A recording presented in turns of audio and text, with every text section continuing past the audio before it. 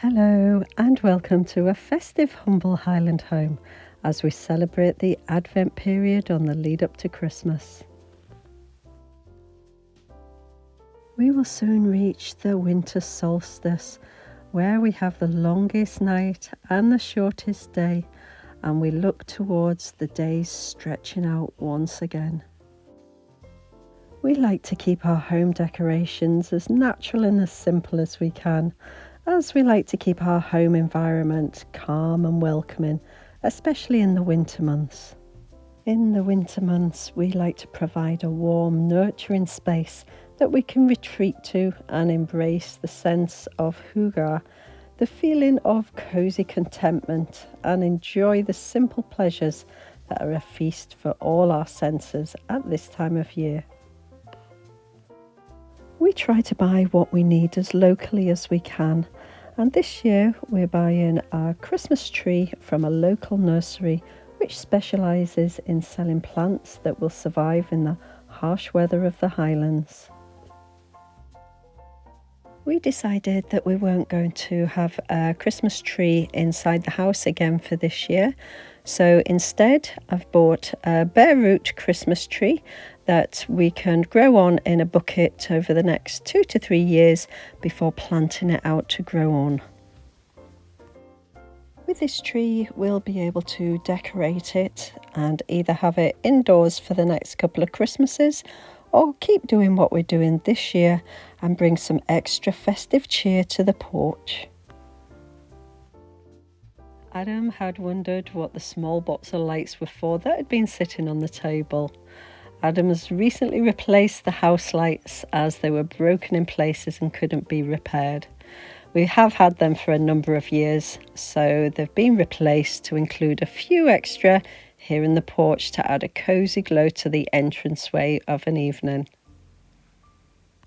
We're both pleased with the simple and understated look of the lights on the cottage, which we keep for Christmas or special occasions. I've just finished clearing the items that had been gathering in and around the porch area. Some wood for some upcoming projects, and I've got some moss and foliage here that I've been using to make some door wreath for presents, which have already been delivered now, so there's just hours to focus on. I plan on making 2 door wreaths, and I also want to make something to hang on the white wall behind the seats to add some festive colour. If you've been watching my videos here for a while, you will know that I like to use what I have, and I like to work with natural and grounding materials and recycle what I can, so that's what I'm doing for the door wreaths and the wall decor. Unfortunately, we did have a little mishap with the legs of the bench that my dad had made. It obviously didn't like being sat on the moist ground over the other side of the burn, and the legs had rotted. So I'm really glad that we found this out now and not when anybody sat on it. But it's coming in useful today as a makeshift table. Fixing the legs on the bench will just be another wee job to add to Adam's list. These are homemade willow wreaths that I made several years ago, and I've been decorating them for various seasons over the years. They have featured in many of my videos before. This is moss that I've collected from the rocks and the trees from here in the garden. I don't collect any from the ground and only take what I need. Moss acts as a natural oasis to keep the foliage alive on the wreath, and then once the festive period is over, I will return it to the ground.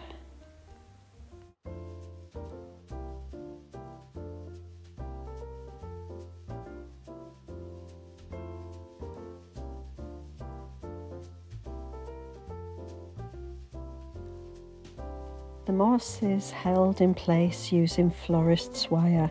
Some of it's new and some of it's recycled from last year's wreaths. Once I've covered the 2 wreaths, then I do the same for the branch, which will become the wall decor.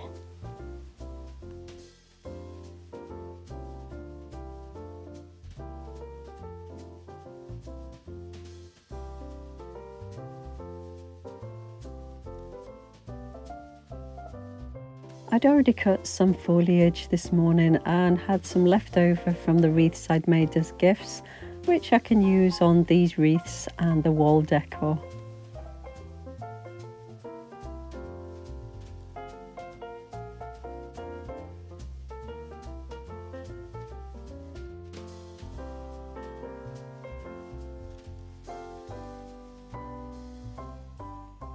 I'm not using any set design for these decorations. I'm just making it up as I go along, as designs are so individual. There's no right or wrong, just different, and it's lovely to have something that's unique.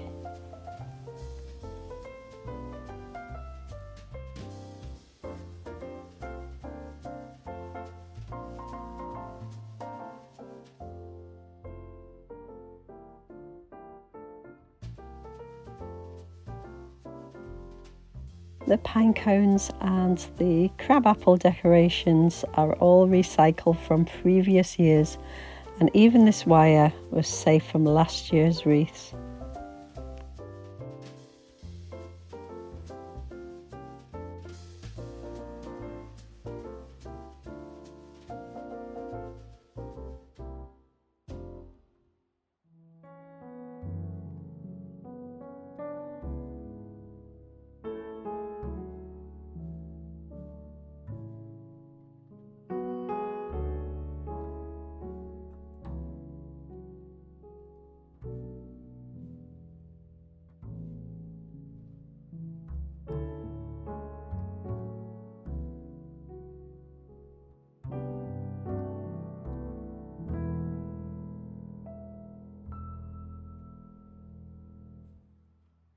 The first Noel, the angels did say, was to certain poor shepherds in fields as they lay, in fields where they lay, keeping their sheep on a cold winter's night that was so deep. Noel, Noel, Noel, Noel. These seats have become quite popular, as we regularly have visiting birds, especially wee robins, that like to perch on the handles of these seats, so I regularly have to clean and wipe up after them. And of course we do have two cats, Kebby and Baloo, that like to curl up on the seats, especially if I've left something cosy for them there. We like to have lots of cosy spaces for the cats to curl up in around the property, so an extra couple of wooden seed trays with some pieces of garden wool in acts as another inviting place to snuggle when they're outside. Shining in the east, beyond them far, and to the earth it gave great light, and so it continued both day and night. Noel, Noel, Noel, Noel. Born is the King of Israel. Born is the King. Born is the King. And lastly, a few Christmas decorations, some cushions and warm blankets makes it a perfect place to sit outside, no matter the weather. Although the temptation is to stay indoors and currying, it really does us good to spend time outdoors, especially in the daylight hours, to top up that vitamin D. I think there is something quite special about being outdoors, breathing the fresh, cold air, but being wrapped up warm, drinking hot drinks under the protection of the canopy of the porch.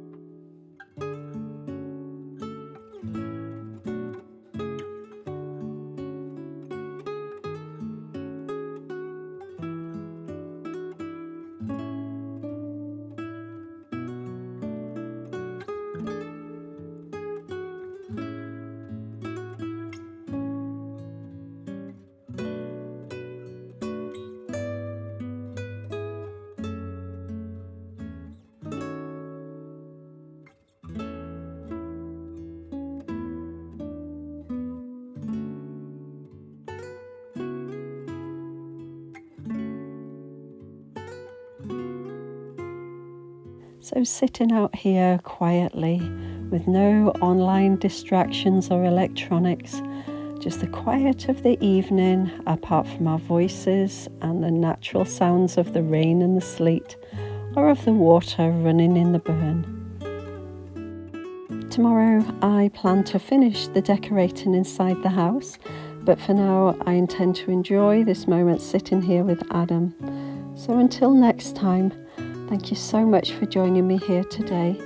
Take care of yourself and others, and I'll see you in the next video.